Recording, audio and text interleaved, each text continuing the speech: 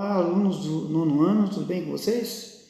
Então vamos iniciar uma aula, uma videoaula, hoje com o tema A Era Vargas. É um vídeo um pouquinho diferente, vocês estão observando. Temos aqui na tela do celular o nosso livro de história, o livro online, né? Pode pegar o livro de vocês lá, na página 100, se quiser acompanhar na página 100. O capítulo 6, a Era Vargas.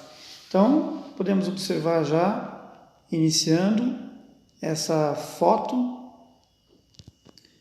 como diz ali, mulher exercendo o direito ao voto nas eleições de 1933 no Brasil. Então, vamos passando rapidamente, queremos fazer um vídeo bem objetivo, bem rápido, e falando resumidamente sobre o que fala essa aula. Aqui, Vargas no poder.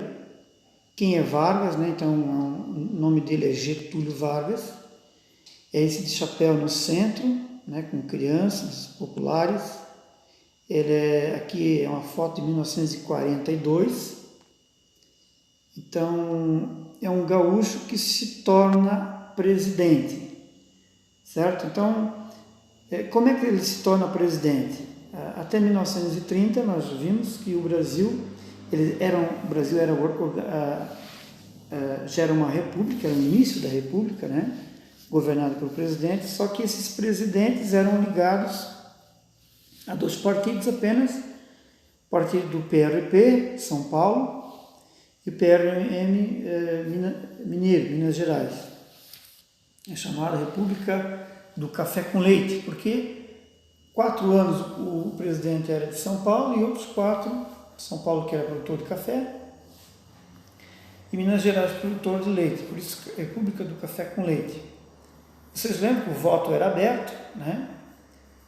O eleitor ia lá, o eleitor era só um homem maior de 21 anos, alfabetizado, esse tinha o direito de ter o título de eleitor, então isso era 1% da população, ia votar e tinha que dizer o nome do candidato em quem votava.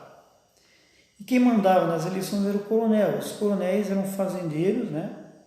Eram pessoas de posse, de terra, que tinham uma autoridade, uma importância muito grande no Brasil daquela época. O coronel elegia desde o vereador até o presidente da república, né? Então toda a política é chamada política oligárquica. Então, esse tipo de política ela foi mudando, ela mudou com a entrada do Getúlio Vargas no poder. O Getúlio Vargas se candidatou a presidente, perdeu as eleições eram fraudulentas, né? Colocava como eleitor uma pessoa que já tinha morrido, colocava um analfabeto a ser eleitor, então eles elegiam quem eles queriam. Getúlio Vargas não conseguiu vencer as eleições.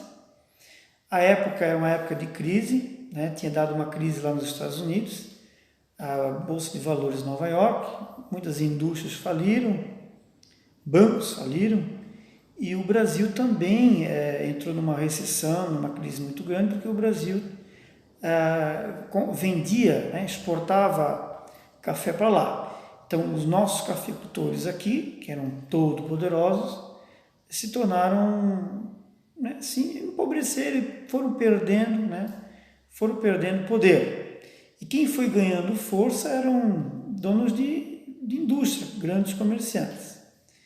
Então, Getúlio Vargas acabou se tornando presidente num golpe que fizeram em 1930. Né?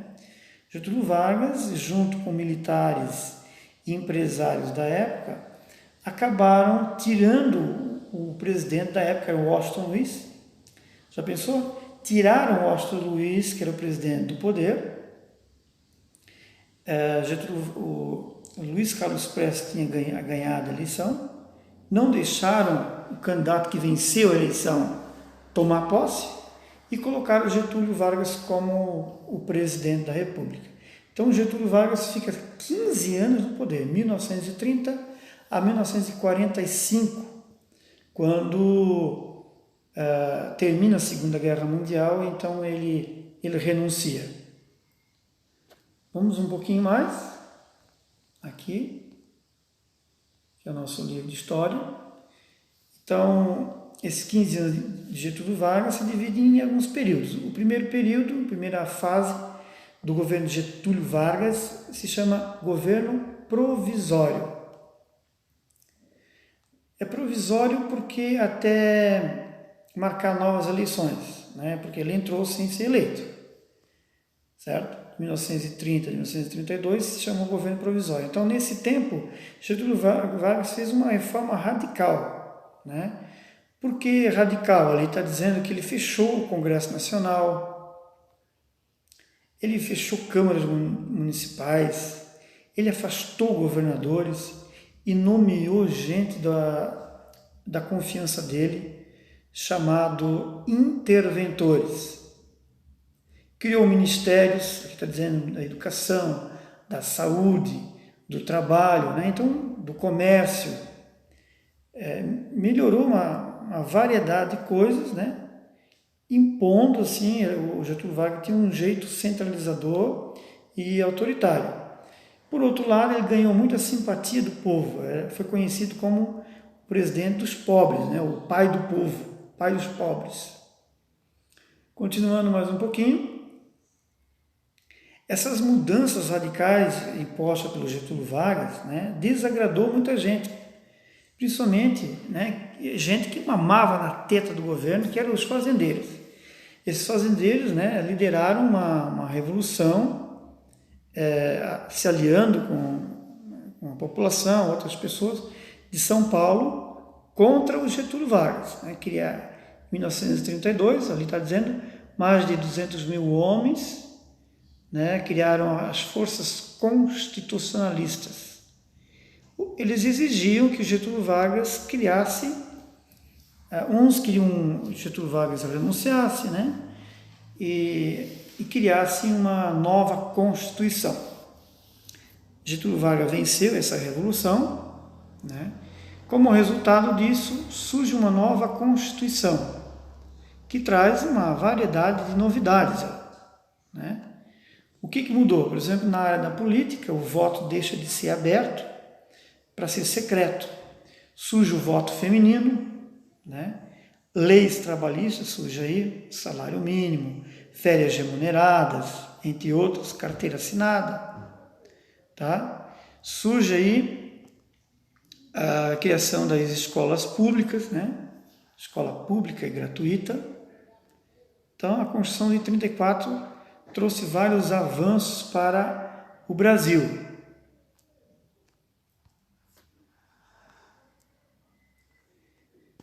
Certo? Então, vamos olhando aqui, vamos passando. Getúlio Vargas, de 34 a 37. Então, Getúlio Vargas, nessa época, 34 a 37, o mundo aí está sendo, vamos dizer assim, influenciado por forças do nazismo, né? Nós estudamos um pouco isso. O nazismo liderado por Adolf Hitler, da Alemanha, o Mussolini, que eram governos fortes, autoritários, que defendia que um governo tem que ser autoritário, nacionalista, amor à pátria e tudo mais. O Getúlio Vargas era meio simpatizante, é meio parecido assim. Embora ele publicamente dizia que era contra, né, o Hitler, mas ele era meio simpatizante. Então essas ideias de nazismo também chegaram aqui no Brasil, né, criando um tipo de um partido, um grupo chamado Ação Integralista Brasileira.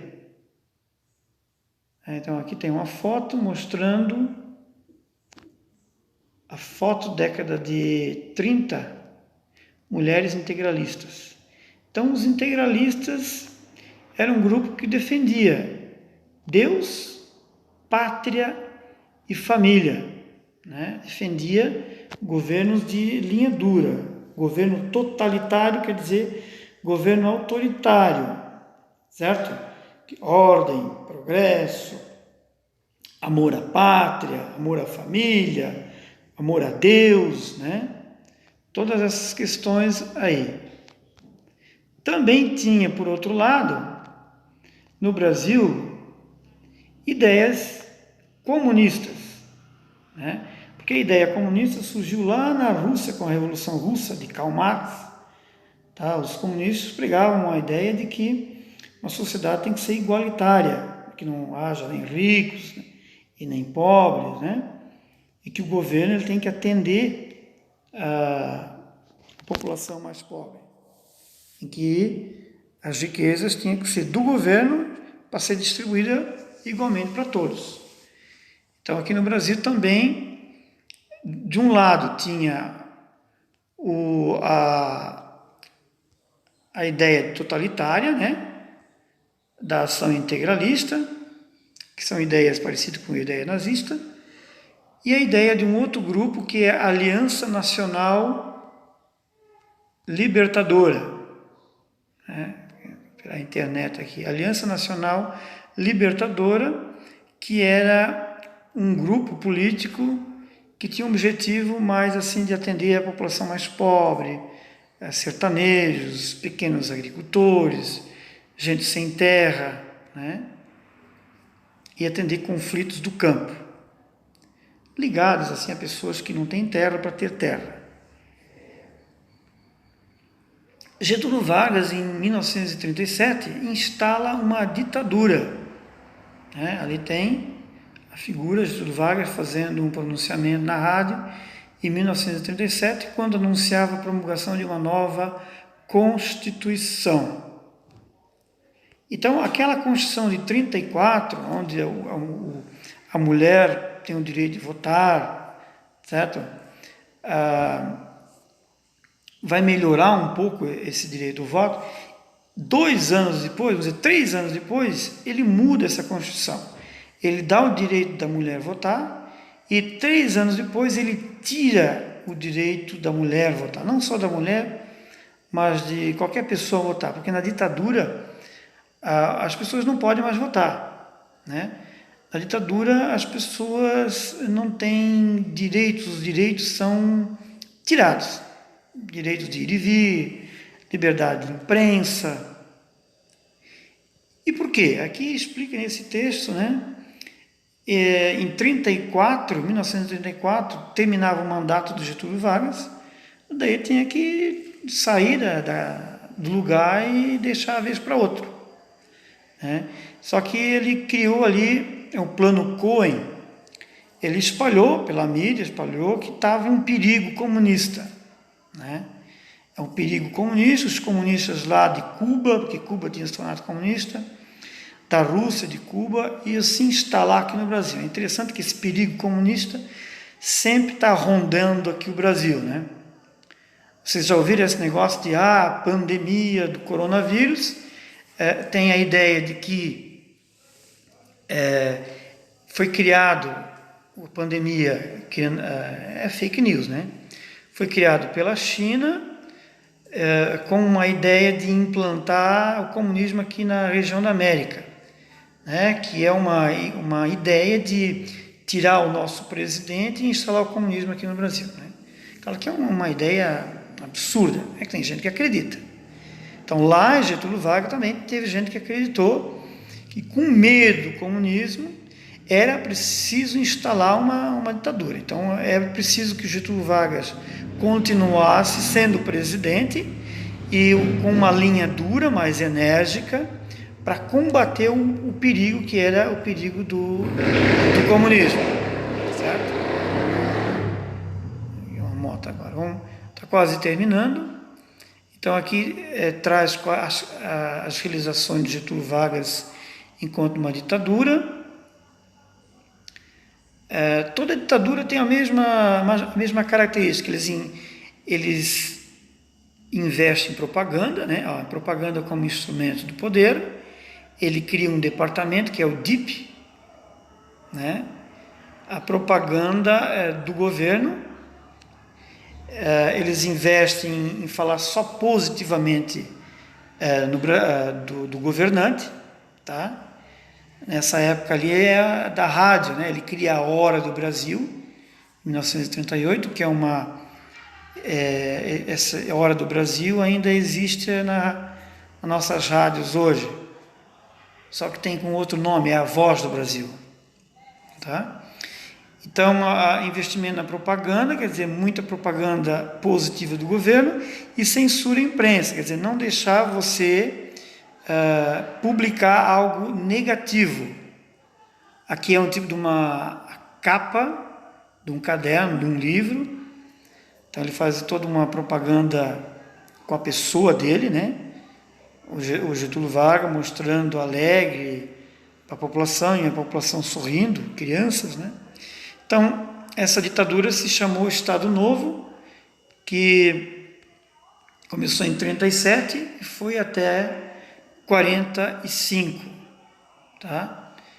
Ele criou indústrias, né? Um ponto positivo é que ele desenvolveu uma indústria nacionalista, tá? Uma indústria siderúrgica, a Vale do Rio Doce, o petróleo, vai criar o petróleo, a Petrobras, a Getúlio Vargas, que vai criar um pouco mais tarde, em 50, né?